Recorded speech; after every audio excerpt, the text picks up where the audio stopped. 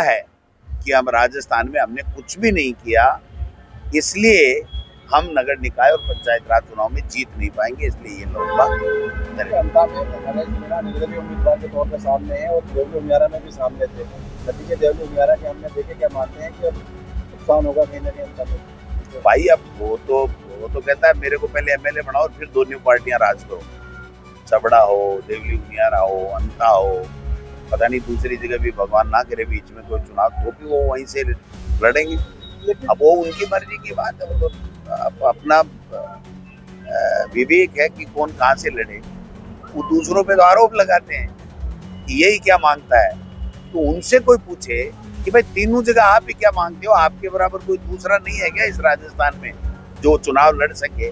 आपने एक जगह लड़ लिया, दूसरी जगह दूसरे भाई को आप मौका देते, उसको समर्थन देते, तीसरी जगह तीसरे को मौका देते, तो आपकी बात में दम होता।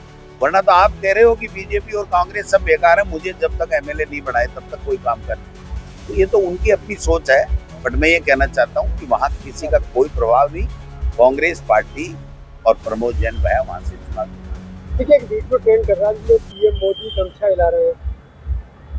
हिल नहीं रहा है, दम नहीं है, दम नहीं है मोदी के गमछे हिलाने में। गमछा तो मैं हिलाता हूँ ऐसे, जो 11 टक टक टक टक टक ऐसे 11 सीटें आई थी लोकसभा में।